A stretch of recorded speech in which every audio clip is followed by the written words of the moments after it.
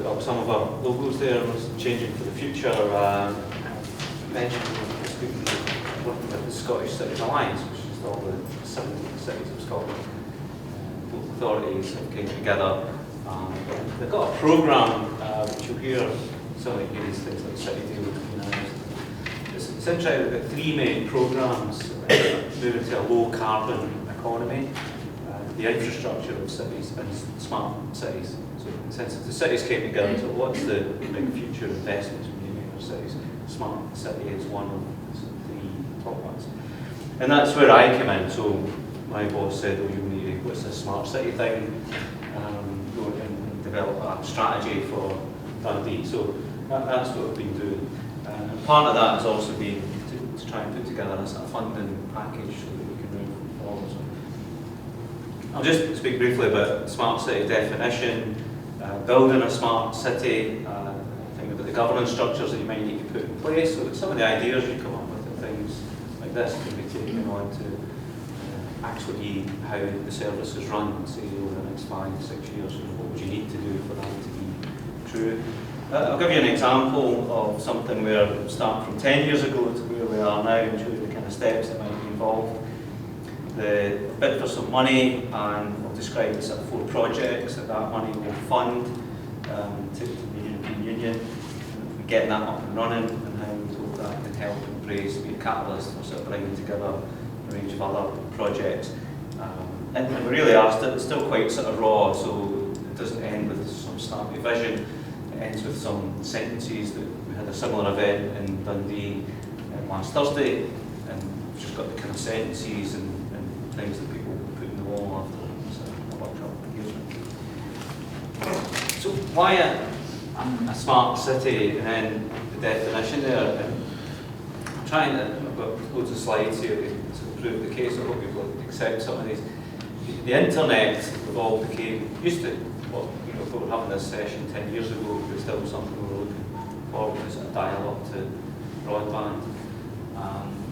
Just a survey that we are way to report to the council. We do it every year. One of the questions we ask is, do you have access to the internet? Do you use it? It's virtually 100%. We don't be the survey much in the better, but maybe not 100%. For almost all age groups up to 60. It starts to fall off to sort of 92%. And even the over 75s, it's 26% say they use the internet. And then in terms of designing services, if you're taking like a 10-year view, so from an idea that you might discuss today to meet the operational maturity, you can take that demographic of using the internet and shunt it all the way forward. So it's just the way people do things. I think Alexis mentioned that. We know from our own statistics, the Google Analytics of the council's website, more than half of the people, way more now, almost approaching 60% of people that access the council's website are doing so from either a smartphone or a tablet. Again, it could be loads of statistics, but the growth of smartphones, I think Alexis said, we've all got them. So people's experience now of the internet is tablet doing that, rather than keyness it. So it's moving at that kind of speed. So that you're probably familiar with, and that leads to a conclusion that the next leap forward for the broadband internet is the experience you have at home now, where it's always on and multiple devices connected, you can walk about your house. You kind of want that out in the street. So that's kind of one of the projects we're looking at, is that mobile wireless infrastructure in cities. Anyway, what would you do with that when it comes along? So we can build the train tracks, and what would the train need to come on? Some of you that read about these things will probably heard there's a couple of new buzzwords on the sort of framework now, the Internet of Things and big data. So I'll just briefly explain these. The Internet of Things is machines that are connected to the Internet now. Virtually every piece of kit you buy now will be pumping data. It will require the Internet to take data from the device and pass it back to a hub. So you do things like smart meters, a lot of the equipment that you're looking at in telecare that was mentioned again earlier on. So it's the analog hardwired. If you make it IP, it can be mobile. You just move it and place it. You don't need to think about cables and wires. So it's that kind of thing. But virtually everything now. An example that illustrates some of the points we're going to make later on is, one thing hopefully we'll roll out, is waste bin in the street. Currently a bit of metal hanging off and sitting on the street. And somebody's redesigned that, so low carbon economy. It's a solar panel, powers it, and compresses the waste a wee bit, makes it last a bit longer. Powers a sensor in the bin that tells if it's smelly or full. And through the internet, we go back to a base to say, come and empty it. To illustrate it, Nottingham on the first city that have rolled this out right across the city, 80% reduction in the number of trips you would make to empty bins. Of course, the bins in high use areas like parks or city centres and hotspots are emptied even more regularly, so they're even nicer, cleaner, better spill over. It's a simple example that even the bin now is using the internet to feed back data on its use. And that's the idea of sensors and the internet and devices now all communicating to automate and improve.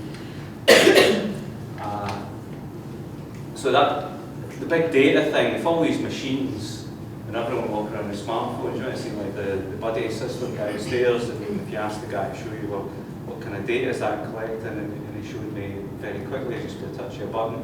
Well, there's the journey I took today. And there's the bin now telling you how full, so we can start creating maps of how busy streets are and all sorts of things. So all of that data is out there, and you walk around with your smartphone if you leave it on. In fact, the thing, when you see the journey thing, when you say it's 20 minutes now to the airport or something like that, that's just counting people that leave Bluetooth on their phones going past a reader, and while that person's passed there, it's taking 20 minutes to get there. That's what's, so that's the kind of idea of big data, just get that idea. So I'll come back to these later on in the presentation. So the definition of a smart city can be defined, there's lots of definitions, but the integration of data and digital technologies into a strategic approach to sustainability, citizen well-being and economic development. Because it's a new innovation curve, if we develop a product and it works, every city on the planet will want it, so let's start engaging with some of the people downstairs, like the university, the Digital Health Institute, the Scottish Enterprise, the Scottish Government, the Scottish Development Industry, really interested in if we can get things going in Dundee. Don't just think, oh, can I get a budget to keep that going in my department next year? Then can we form a company with a local university and market? So that's the economic development piece. The governance thing about having a structure in place so that as we develop ideas and approaches, I guess being the Chief Executive's department, I come in. Across the cities we've all agreed to use these as sort of common headings. So for each city, have we got a vision, have we got where we're going? Data, smart cities make effective use of their data assets to secure better outcomes. Technology, we would have open, flexible, integrated standards of technology, moving downstairs from the Technology Standards Associations, that kind of thing. Adopting the right standards so that all the kit talks to one another, an issue. Governance and service delivery, we have a Dundee Smart City Board. So if we develop a form of mobile wireless communication in one part of the city, can we copy and paste it so that over a quick period of time we can get it right around the city? And how would we engage with citizens, businesses, etc. We try and get both the buy-in, the acceptance, and the innovation. A lot of things we do will still comply in the Data Protection Act, Privacy Impact Assessment. You'll have to trust that we're doing good things and not bad things. So we need to be aware of that. This is the thing about how long it can take from having an idea, and so you might have an idea in a department or in a team or a consultant, let's try and use a smartphone for this. There might be an opportunity to bid for some money, and so it becomes more than an idea, it becomes a wee project. You might then have to say, well, that's now going to be adopted by the service, and then you want that to be managed, you want it to be somebody's job, you want a team with a budget who's going to look after that. And then you want to be optimised, so that's kind of moving things up the ladder. I just want to illustrate that with an example that we're familiar with, that maybe we didn't know. Again, it started off as a wee project in Dundee. In fact, the first thing was a young Scot card we just sellotaped on the back, the library barcode, And then said, well, when each council used to print its own bus passes, well, let's put the library barcode on the back of it. That was a wee ad hoc back then. Then 10 years later, everyone in Scotland that used free travel, or all the young Scot cards, are all on this shared smart card. And the smart card is you've got digital chips, the same chip that you would find in a smartphone in it. But there's 2 million of these now in Scotland. There's a team of 7.5 people in Dundee run that system, and it can be used for a variety of things, from sort of proof of age. You'll see the banner downstairs. Just wanted to illustrate the NEC team engage with people on what it can be used for. It's highly validated, authentic identity, digital identity. It's not an ID card. It's a card with your ID on it that you use to access services. But we engage with people, and part of an integrated healthcare, we're always running workshops on what people want to do next. And I think it's been touched on. Mobility was an issue. You want this wee video? There we go. Back.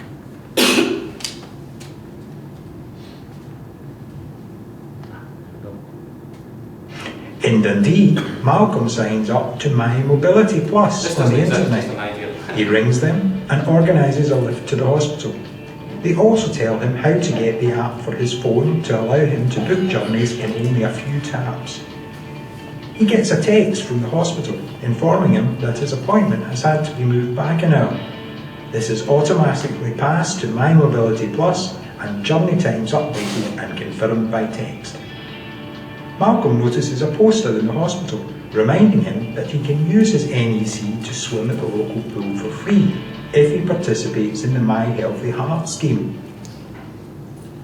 Just a wee snippet, we've done these workshops and we converted some of them into, apologies for the drawing of the old gentleman there, somebody young did the drawing. That was the interpretation. That should be there. Yeah, I wanted to, I'm just looking for one of the slides that's,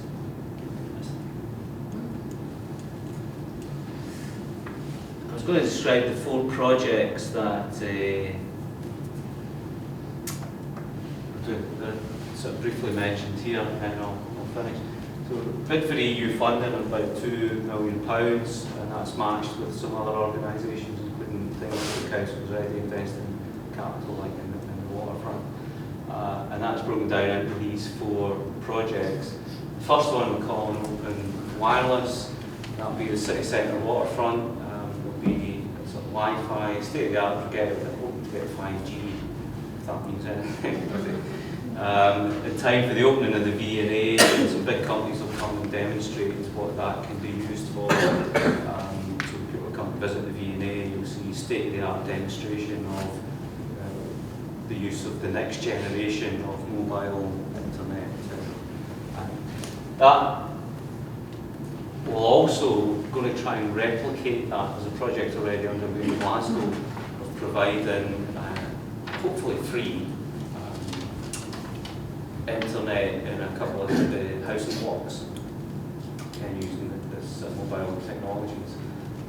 And where that's supported, where there's maybe community groups. So we're looking for the ones where there's maybe the most people unconnected who could benefit from being connected, and so get a combination of, well, that's how it would work in a city centre location, and here's how it might impact on a housing block in the area of regeneration.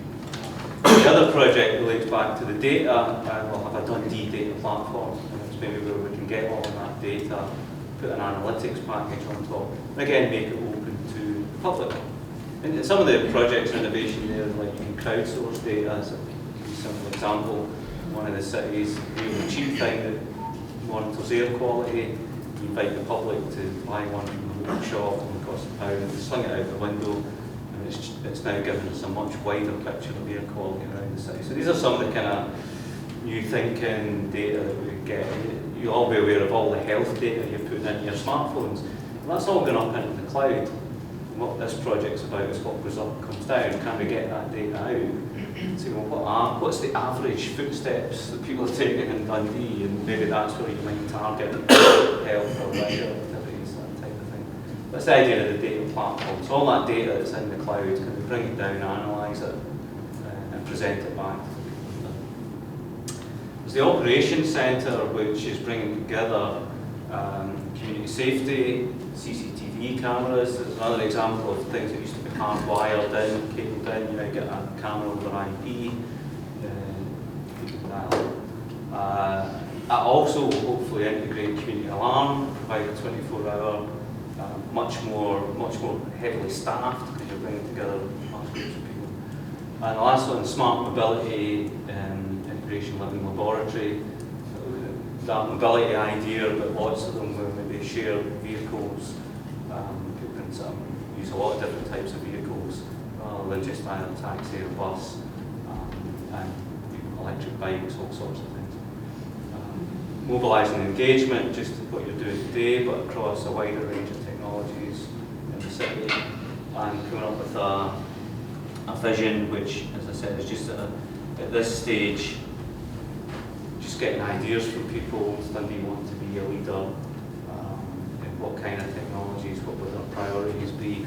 I think there's some good things in there about having a plan for all buildings in the future being, we started to think that about 100 years ago we plumbed every house with clean water, sewage, decided everyone should get electricity. Well, at some point, reasonably near, because every house should be plumbed for the internet, and every street should have a wireless infrastructure. And that's kind of what the next iteration, so a smart city would be like that. But more importantly, the people in the smart city would be making fully use of the capabilities of that infrastructure to improve people's lives and services.